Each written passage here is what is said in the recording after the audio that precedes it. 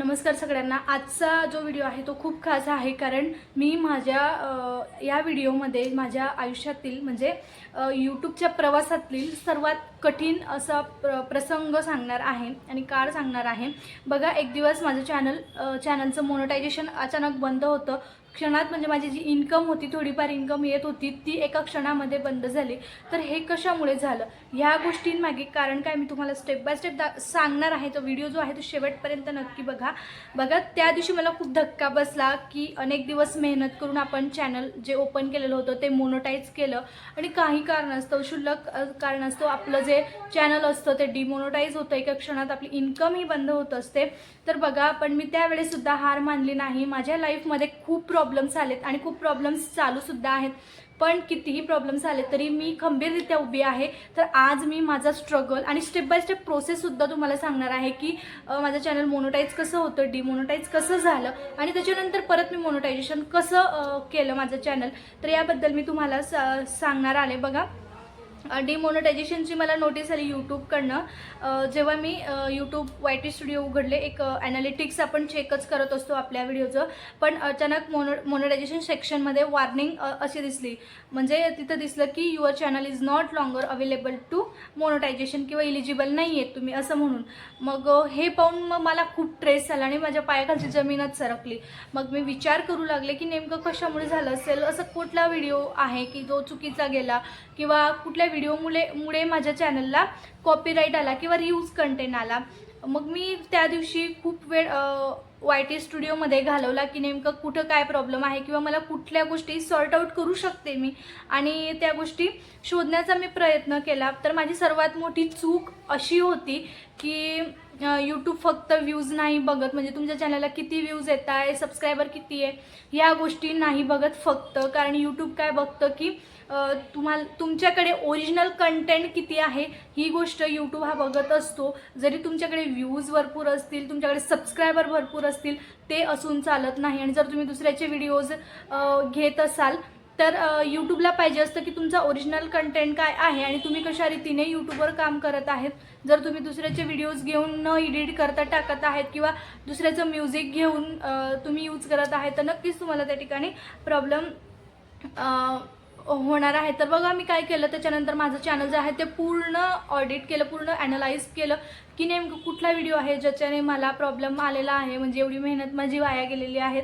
तर बघा, एक एक व्हिडिओ मी पूर्ण माझ्या चॅनलचा जो आहे तो तपासलेला आहे। बघा, मी त्याच्यामध्ये 3 कॅटेगरी केल्या आहेत। तर त्या बघा, चांगला व्हिडिओ कोणता आहे, म्हणजे माझे चांगले व्हिडिओज कोणते आहेत। त्याच्यामध्ये सेकंड पॉईंट असं की सुधारणा कुठल्या व्हिडिओमध्ये आवश्यक आहेत, आणि त्याच्यानंतर तिसरं असं की रिस्की व्हिडिओज माझे कुठले कुठले आहेत चॅनलला। मग मी काय केलं, आधी जे रिस्की व्हिडिओज होते, जे मला प्रॉब्लेमॅटिक वाटत होते की याच्याने माझ्या चॅनलला प्रॉब्लेम होऊ शकतो परत एकदा, तर ते व्हिडिओज आधी मी प्रायव्हेट करून टाकले आणि नंतर काही व्हिडिओ तर मी डिलीटच केले की याच्यामुळे माझ्या व्हिडिओला प्रॉब्लेम नको व्हायला, माझ्या चॅनलला प्रॉब्लेम नको व्हायला।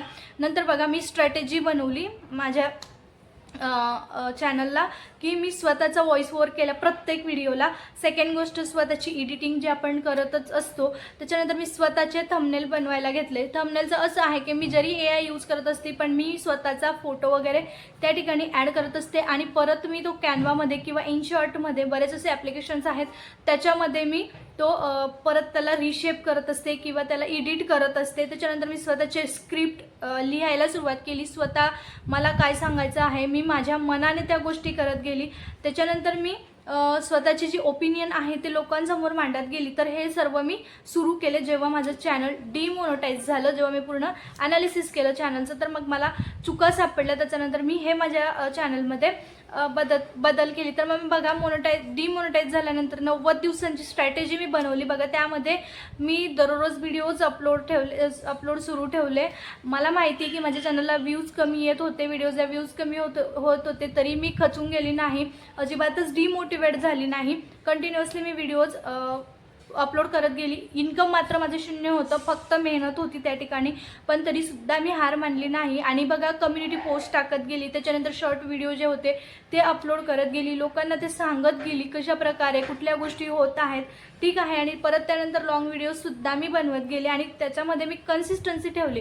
तर प्रत्येक महत्त्वाच्या कुठल्याही गोष्टीमध्ये म्हणा तुम्ही कॉम्पिटिटिव्ह एक्झाम देताय, घरातलं काम करताय, तुम्ही टीचर आहेत, कुठलाही जॉब म्हणा, काहीही म्हणा, यूट्यूब बनवतायत, प्रत्येक कामात जर कन्सिस्टन्सी असली तर तुम्ही नक्कीच सक्सेस होता. आणि मग माझं चॅनल हळूहळू पुन्हा ग्रो होऊ लागलं, काही व्हिडिओज माझे व्हायरल होऊ लागले, तुम्ही चॅनलला जाऊन चेक करू शकता. त्याच्यानंतर माझा जो ऑडियन्स आहे त्याचा ट्रस्ट हा वाढला आणि त्याच्यानंतर वॉच टाईम वाढला. प्रत्येक गोष्ट मी तुम्हाला डिटेलमध्ये सांगत आहे, तर नक्कीच हा व्हिडिओ जो आहे तो शेवटपर्यंत बघा. त्याच्यानंतर माझे सबस्क्रायबर वाढले, तुम्ही माझे सबस्क्रायबर्स तर बघितलंच असतील. वॉच टाईमसुद्धा वाढला आणि वॉच टाईम वाढला. मी परत एकदा रिअप्लाय केलं, पण रिअप्लाय करण्याचा माझा टायमिंग गेलेला होता. पण रिअप्लाय केल्यानंतर सुद्धा परत प्रॉब्लेम आला. मग मी 3 महिन्याचा जो कालावधी असतो तो केला आणि सर्व पॉलिसीज ज्या होत्या, यूट्यूबच्या टर्म्स अँड कंडिशन्स सगळ्या ॲक्सेप्ट केल्या, वाचल्या व्यवस्थितरित्या. मग काही दिवस तर माझे खूप टेन्शनमध्ये गेले की कसं होईल, परत एकदा माझं चॅनल चालू होईल किंवा नाही, ह्या सगळ्या गोष्टी होत्या. खूप टेन्शन होतं. परत त्यातच माझ्या मुलाचे ऑपरेशन, जसंही मी चॅनलला सुरुवात केली, डिमॉनिटाईज झाल्यानंतर परत कंटिन्युअसली व्हिडिओ बनवायला लागले, तसंच माझ्या मुलाचं ऑपरेशनमध्येच निघालं. परत त्याच्यात माझ्या 1 महिन्याचा गॅप झाला आणि 1 महिन्याचा गॅपमध्येच माझे 1-2 व्हिडिओ जे आहे ते व्हायरल झाले आणि त्याच्याने माझं वॉच टाईम वाढला. आणि वॉच टाईम कंप्लीट झाल्यानंतर लगेच मला यूट्यूबकडनं मेल आला की तुमचं चॅनल परत एकदा मोनोटाईज झालेलं आहे. जरी मी व्हिडिओ अपलोड करत नव्हते, पण माझे मागचे जे व्हिडिओ होते ते लोक बघत होते आणि व्हायरल होत होते, त्याच्यामुळे माझं चॅनल जे आहे ते तेव्हा मोनोटाईज झालं. आणि त्याच्यानंतर तर मी आता मध्ये 1-1.5 महिन्यावर एकही व्हिडिओ पोस्ट केलेला नव्हता. थोड्या दिवसांमध्ये बघा हा सगळा स्ट्रेसफुल माझा म्हणजे 2026 हा जानेवारीपासूनच थोडा स्ट्रेसफुल होता. तर ह्या सगळ्या गोष्टींमध्ये मी फेस करत होती. जसे मला यूट्यूबचं परत टेन्शन आलं, त्याच्यातच माझ्या मुलाचं ऑपरेशन, परत त्याचं डबल टेन्शन. आता करायचं काय, नेमकं होतंय काय आपल्यासोबत, कशामुळे होतंय, त्याच्यातच मला एक गुड न्यूज भेटली आणि मला यूट्यूबकडनं मेल आला की congratulations, your channel has been approve for monetization. तर त्या क्षणी मी एवढं मला आनंद झाला. जरी मी 1 रुपया कमवत नसले तरीसुद्धा मला मोनोटायझेशन झालं, फक्त ह्या गोष्टीचा एवढा आनंद होता, तुम्हाला काय सांगू. इन्कम तर मी आधी तर पैसे घेतलेलेच आहेत, म्हणजे इन्कम तर मला भेटलेलीच आहे, पण आता यापुढे सुद्धा लवकरच मला चालू होणार आहे आणि यासाठी मला तुमचा सपोर्ट खूप महत्त्वाचा वाटतो. तर बघा, तुमचंही चॅनल जर डिमोनोटाईज झालेलं असेल तर अजिबातच घाबरून जाऊ नका. कारण बघा, अशा परिस्थिती कधी कधी आपल्या परीक्षा घेण्यासाठी सुद्धा येत असतात, तर त्याच्यामुळे अजिबात घाबरून जायचं कारण काहीच नाही आहे. फक्त तुम्हाला काय करायचं आहे, काही बेसिक गोष्टी आहेत, महत्त्वाच्या गोष्टी आहेत, त्या पाळायच्या आहेत. तुम्हाला ओरिजिनल कंटेंट बनवायचा आहे, स्वतः कुठला कंटेंट बनवत आहे त्याच्यावर लक्ष द्यायचं आहे, त्याच्यावर मेहनत करायची आहे. स्वतःची एडिटिंग, कोणाचा कॉपी कंटेंट नाही घ्यायचा, म्हणजे कोणी व्हिडिओ बनवला असेल तो नाही घ्यायचा. कॉपीराईट फ्री म्युझिक वापरा. कॉपीराईट म्युझिक वापरलं तर नक्कीच परत कॉपीराईट स्ट्राईक किंवा क्लेम असा येऊ शकतो. कॉपीराईट फ्री म्युझिक वापरा. कॉपीराईट फ्री म्युझिक कुठून घ्यायचं त्याचाही मी व्हिडिओ बनवलेला आहे, एकदम डिटेलमध्ये बनवलेला आहे, तो सुद्धा तुम्ही जाऊन चॅनलला नक्की चेक करा. बऱ्याच जणांचे मला कमेंट होते की कॉपीराईट फ्री म्युझिक कुठून घ्यायचं, तर ह्या गोष्टी तुम्हाला करायच्या आहेत. आणि सगळ्यात शेवटचं असं की सगळ्यात मोठं थँक्स तुम्हाला की तुम्ही मला अशाच प्रकारे सपोर्ट करत आहात नेहमीप्रमाणे. तर असाच सपोर्ट मला तुमचा नेहमी पाहिजे माझ्यासोबत. मी कुठलेही माझ्यावर कशाही प्रकारचे संकट येऊ दे, मी अजिबातच घाबरत नाही किंवा घाबरणारसुद्धा नाही. मी माझ्यात तेवढी करण्याची ताकद आहे आणि मी करू शकते, हा मला विश्वास असतो. म्हणून मी म्हणजे सगळ्यात आधी तुम्हाला तर एक गोष्ट सांगते की तुम्ही स्वतःवर विश्वास ठेवायला शिका.